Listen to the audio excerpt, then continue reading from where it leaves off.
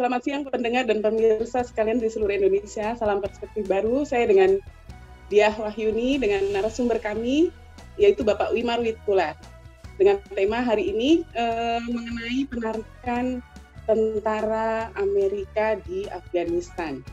Yang kita tahu itu dimulai setelah ada serangan di WTC tanggal 9 September 2001 yang sudah selama 20 tahun.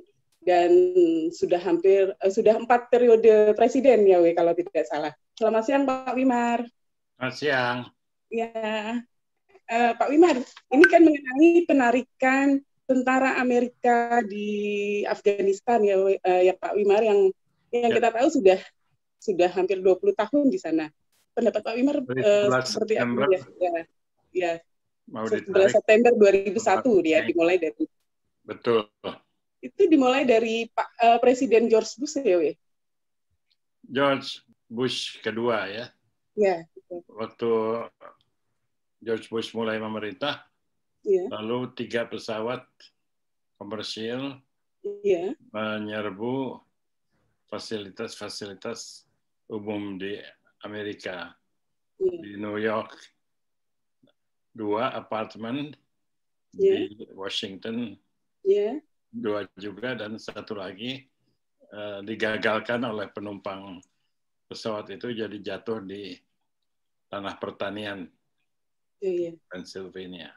Tapi waktu zaman Presiden Barack Obama itu pemimpin Al-Qaeda-nya juga ditembak mati ya Pak Wimar, betul tidak? Ditembak mati ya. Ditembak mati di rumahnya di Pakistan. Pakistan Utara itu berbatasan dengan Afghanistan, nggak jelas perbedaannya. Jadi dia dari sejak serangan September 11 itu memang bercokol di Pakistan. Padahal Osama bin Laden itu orang Arab kan. Iya betul. Orang Arab bangsawan dan orang kaya dia. Iya. Dia benci sekali sama Amerika, jadi dia serahkan seluruh tenaganya untuk menyerang Amerika. Nah, Bush melihat itu, dia marah sekali terhadap serangan-serangan September 11, dan gara-gara itu dia menyerang Irak, mempersalahkan Saddam Hussein dan Irak mendukung September 11 itu. Padahal nggak ada urusan Irak sih. Yang ada urusan adalah Osama bin Laden yang memimpin PR-nya, beritanya dari gua-gua di Pakistan. Jadi bisa dicari, susah ditemukannya karena ngumpet. Nah, kalau Barack Obama pakai pasukan khusus, pakai pasukan SEAL menyerang rumahnya Osama bin Laden. Ya, langsung ditembak di kamarnya, bahkan di depan istrinya gitu. Tahun 2011 ya itu ya kurang lebih ya. Ya, iya betul. Nah, sekarang kan Joe Biden tuh akan menarik pasukannya dimulai sekitar bulan Mei kalau nggak salah sampai September gitu ya, kalau WW melihat itu bagaimana, maksudnya WW setujukah dengan Joe Biden atau bagaimana gitu? Maksudnya langkah yang bagus atau lebih baik tetap di sana gitu? Maksudnya Joe Biden mengambil langkah yang tepat atau tidak gitu? Itu adalah langkahnya tepat karena kesatu itu banyak korbannya. Tentara Amerika yang tinggal di Afghanistan karena nggak menang-menang, karena Talibannya di Afghanistan tuh berkuasa dan lebih kuat daripada pasukan Amerika. Jadi saya pikir daripada orang Amerika dikorbankan, ya tarik aja, karena toh Amerika sudah tidak ada tugasnya lagi di Afghanistan karena Osama bin Laden sudah mati dan nggak ada sama sekali keharusannya untuk tinggal di Afghanistan. Dana yang untuk perang di Afghanistan juga mungkin Amerika mengeluarkan banyak sekali ya, Weh. Dan Banyak personil, sekali, saya lupa angkanya, tapi itu mahal sekali. kalau dia pernah baca ya, Weh, itu sekitar 2 triliun dolar Amerika gitu. Ya saya kira segitulah. Dan itu hanya untuk perang aja. Tidak ada tujuan strategis lagi untuk dimenangkan di situ. Betul. Kasihan juga tentaranya juga banyak yang mati di sana ya. Apa itu? Tentaranya banyak yang mati. Ya, selain tentaranya juga pasukan mercenary, tentara bayaran, jadi orang sipil yang berperang untuk dikasih uang, itu juga banyak yang di situ. Bahkan lebih banyak tentara bayarannya daripada tentara regulernya sekarang. Jadi itu semuanya mau ditarik. Iya, yang memperakasai George Bush yang kedua, yaitu tagnya War of Terror ya, Weh. Ya. War on Terror kali ya. Targetnya menghentikan aktivitas terorisme Al-Qaeda dan Taliban. Weh, pada zaman Donald Trump itu ada nggak maksudnya ada rencana nggak mau menarik pasukannya gitu? Ada, tapi nggak berhasil dikonkretkan gitu. Karena susah bikin rencana beginian. Jadi sebetulnya ini sudah 4 presiden. 4 presiden dan sudah 20 tahun. Ya. Nggak mau ngabisin 5 masa kepresidenan untuk ngejar satu orang. Ini sudah 4 presiden tambah satu lagi 5. Ya, semoga berjalan lancar ya, Weh. Iya. Jadi tidak ada lagi yang tentara Amerika lagi yang meninggal di sana. Amerika tapi sudah pengalaman kalah di perang dan pulang. Di Vietnam juga Amerika kan kalah. Orang mungkin kurang sadar karena PR-nya menutupi kenyataan bahwa Amerika tuh kalah, bubar dan kabur malah. Diangkut dari kedutaannya oleh helikopter dibawa ke kapal perangnya. Ya, yang saya tahu ya dari film itu Amerika menang. Kalah betul dan kalah moral juga karena rakyat Vietnam tuh bangga sekali bisa mengalahkan Amerika. Dan setelah Amerikanya dikalahkan, mereka tidak menyimpan benci lagi. Jadi saya pernah ke Hanoi, ke Vietnam, melihat pertunjukan film yang dibuat oleh Amerika, yang waktu perangnya itu tidak boleh dipertunjukkan, yang sangat kritis terhadap Amerika. Menunjukkan bahwa semangat perang orang Vietnam jauh lebih tinggi daripada semangat perang orang Amerika. Begitu juga di Afghanistan. Karena susah mengharapkan orang semangat perang dari gaji kan. Betul. Yang sedangkan lawannya itu dari keyakinan gitu. Dari keyakinan ya. Biasanya lebih menang keyakinan daripada uang, gaji, Amin. Ya. Jadi sekarang yang tidak setuju pada penarikan ini bilang, wah ini gawat bisa dituntut secara hukum ini pemerintah Biden oleh tentara bayaran yang sudah dikontrak, bahkan baru dipanjang kontraknya dan disuruh berhenti perang, dia belum tentu mau. Nah, ini yang dihadapi Biden sekarang. Jadi ada tuntutan dari militer kontraknya ya, tentara bayarannya ya, Ya, jadi masih ada masalah. Banyak sekali sih yang dikirim ke sana ya, sekitar berapa tuh? 11 ribuan atau? Tentara bayarannya tuh lebih banyak dari tentara profesionalnya. Jadi pada saat ini tentara bayarannya ada 18.000, sedangkan tentara profesionalnya ada 2.000. Karena mudah mau merekrut tentara bayaran sih mau aja karena kan dibayar tuh. Iya betul. Kalau tentara ya kalau bisa nggak usah ada, jangan kirim saya ada. Gitu. Jadi semangat untuk berperang tuh tidak tinggi. Tidak tinggi makanya kalah betul. Apa yang diharapkan setelah Amerika menarik pasukannya di Afghanistan? Keinginan Amerika sih bahwa perbaikan masyarakat di Afghanistan bisa berlangsung atas inisiatif mereka sendiri. Tapi terus terang aja banyak yang khawatir. Sebab kalau Taliban berkuasa, itu bisa nggak jalan semua perbaikan itu. Jadi yang diharapkan sih bahwa reformasi masyarakat Afghanistan itu berlangsung terus. Harus ingat bahwa Afghanistan itu sangat menyedihkan itu nasibnya. Dulunya dia tuh musuh Uni Soviet sebetulnya.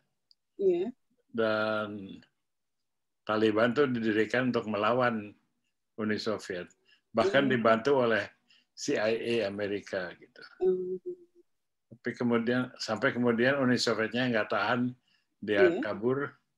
Jadi tinggallah Taliban menjadi partner Amerika. Tapi lama-lama cekcok juga gitu. Talibannya ada Taliban keras, ada Taliban moderat. Itu yang Taliban keras tuh nggak bisa untuk mengalah melawan Amerika. Jadi proses perbaikan sosial itu sangat majemuk dan sangat kompleks. Sekarang nggak tahu, ini spekulatif juga, jadi penarikan tentara ini nggak tahu berhasil enggak.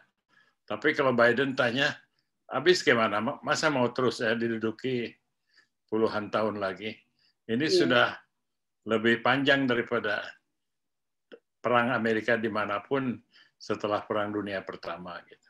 Memang ada pemerintahan yang lengkap di Afghanistan itu, tapi tidak kelihatan kekuatannya berdiri sendiri, karena orangnya juga banyak yang korupsi. Negaranya itu sebetulnya nggak beres juga gitu ya, pemimpinnya. Memang nggak beres. Terima kasih banyak untuk tema yang pertama, Kembali dia. Untuk tema yang kedua, sahabat perspektif baru, kami akan ajukan pertanyaan kepada Pak Wimar mengenai pengaruh vonis dari Chauvin terhadap reformasi polisi di Amerika, gitu ya, melihat Derek Chauvin ditangkap dan diadili dan dihukum Dihukum, melihatnya bagaimana, ya? Tiga hukuman yang masing-masing bisa berjumlah 40 tahun. Kalau dikenakan secara maksimal. Pembunuhan tingkat kedua, pembunuhan tingkat ketiga, dan pembantaian, gitu ya, pasal yang diajukan. Ya, betul. Dan itu signifikansinya, artinya itu belum pernah ada polisi Amerika menghukum anggotanya sendiri, gitu.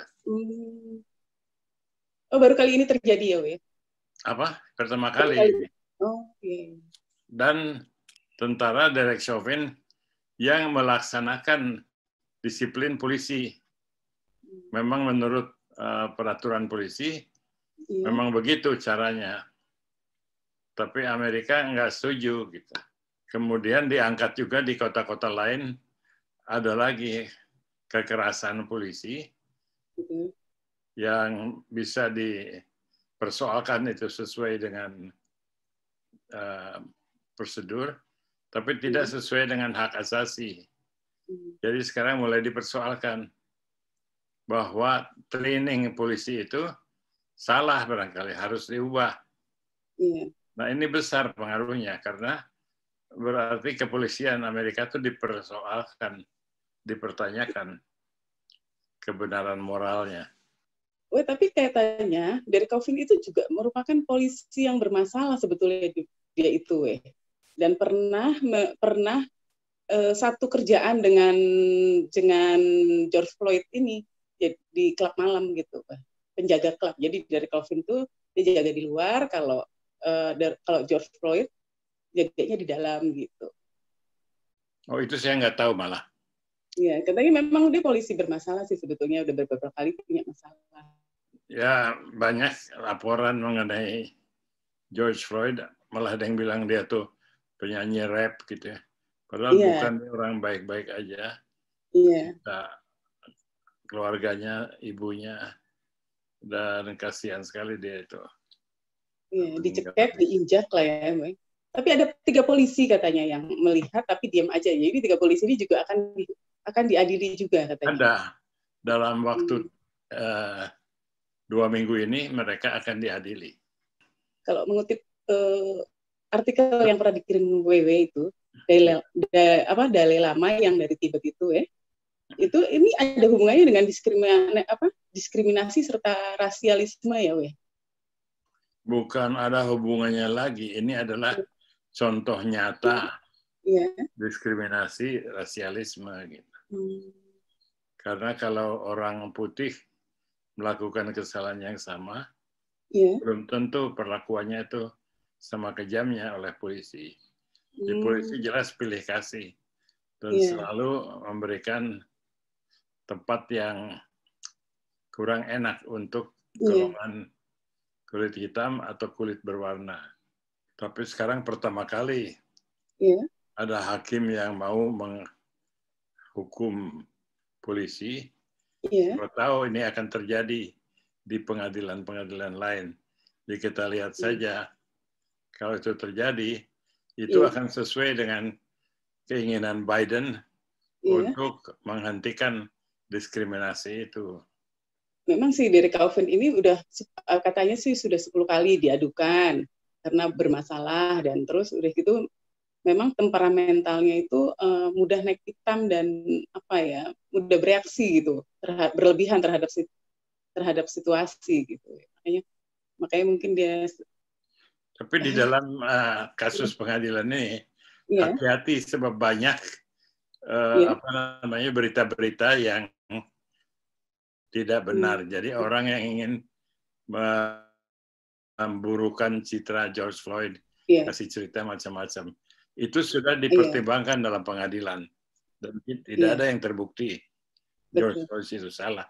Ya hati-hatilah, jangan ikut terbawa rasis oleh orang-orang yang tidak senang. Iya, tadi dia bilang itu Derek Chauvin si polisinya, memang ada polisinya yang tidak baik memang si Derek Chauvin. Oh, yang bermasalah tuh polisi, iya. Memang polisinya itu bermasalah katanya. Memang dia memang bermasalah gitu. Udah sering kali diadukan, ada pengaduan, dan memang sering naik pitam gitu orang itu. Bagus, jadi berarti keputusannya tidak disesalkan, itu tepat keputusannya. Betul. Tapi kan terhadap George Floyd juga ada macam-macam tuduhan bahwa dia itu minum obat, bahwa dia itu ini itu. Ya banyak yang dilakukan yang untuk di Amerika itu agak normal ya, konsumsi opioid, konsumsi obat. Tapi ringan dibandingkan dengan kesalahan polisi itu. Jadi Joe Biden ini ya, kalau mengambil kesimpulan ini dari 2 tema ini, Joe Biden ini istilahnya sudah menghilangkan rasialisme dan diskriminasi dan serta menarik pasukannya di Afghanistan. Ya betul. Tidak perlu mengkaitkan kedua keputusan itu, tapi memang kalau dilihat begitu. Kedua keputusan Biden itu benar gitu. Benar, betul. Berarti dia menjalankan kepresidenannya dengan tepat.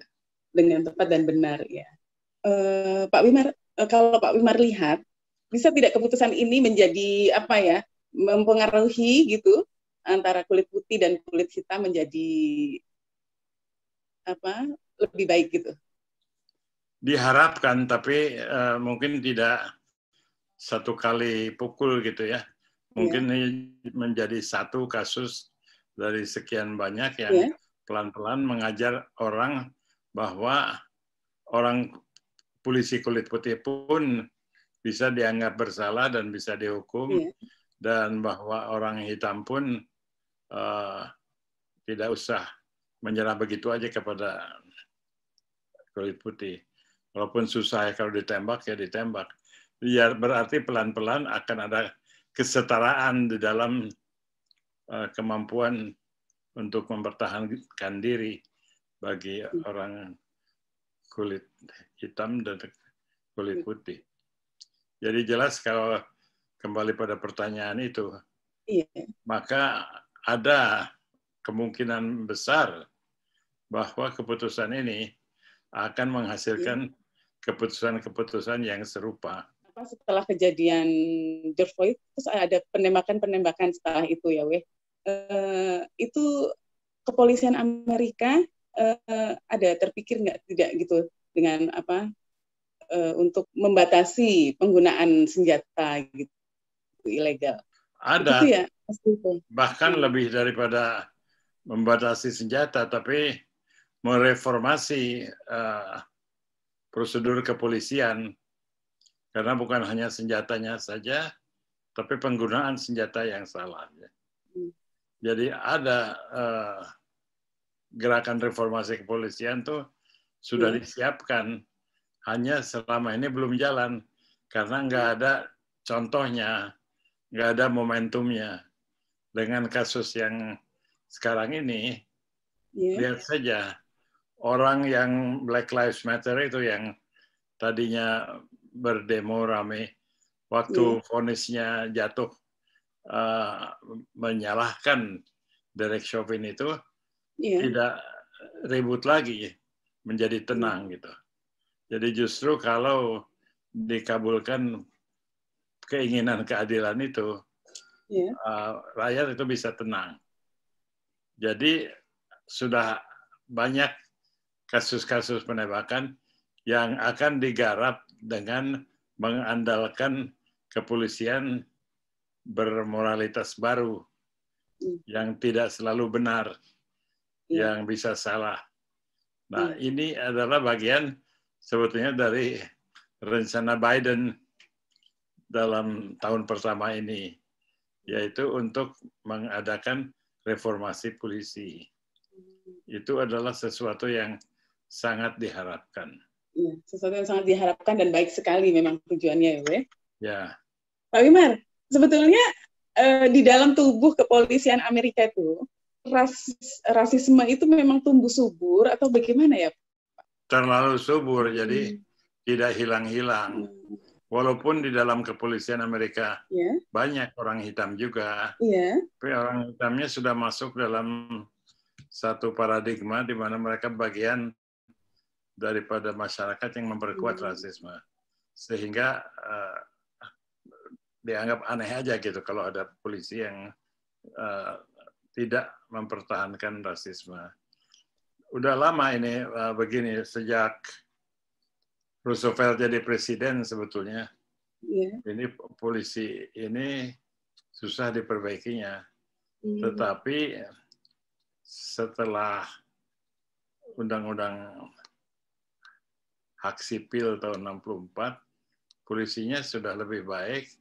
Hanya memang tidak bisa mengatasi penyakitnya zaman dulu. Nah, jadi dengan dikasih stimulans kasus Derek Chauvin ini, polisi bisa melihat bahwa dia pun punya kekuatan di dalam dirinya untuk mengatasi masalah sosialnya gitu. Jadi bagaimana polisinya? Ya polisinya keadaan jelek yang diperjelek oleh paradigma rasialisme gitu. Kalau penyakit dalam paradigma itu bukan dari orangnya, tapi karena orangnya itu tidak bisa melepaskan diri dari ekspektasi yang ada. Sama saja orang perempuan juga, karena ekspektasinya bahwa perempuan tuh harus selalu ngalah, jadi susah untuk melawan itu. Tapi kalau ada seorang yang melawan, itu ada kemungkinan perbaikan tuh bisa datang. Ini artinya kasus Derek Chauvin ini. Jadi intinya seperti ini mungkin. Yang salah mau baik dia putih, mau mau dia hitam, yang salah tetap bersalah, yang betul tetap betul gitu ya, We. Intinya memang begitu dari dulu, dan Amerika tidak mampu saja menerjemahkannya ke dalam hukum polisi. Tapi dengan keputusan terhadap Derek Chauvin ini dan 3 polisi yang masih akan diadili, maka orang lihat bahwa polisi itu tidak kebal, ya, bahwa dia tidak punya impunitas. Lagi pula ada beberapa kepala polisi di kota lain yang menyetujui adanya keputusan semacam ini. Semoga rasisme dan diskriminasi hilang di muka bumi ini. Jadi yang salah ya salah, yang betul ya betul, yang hitam dan putih berdiri sama sejajar dan sama tingginya. Terima kasih banyak Pak Wimar. Terima kasih Dia.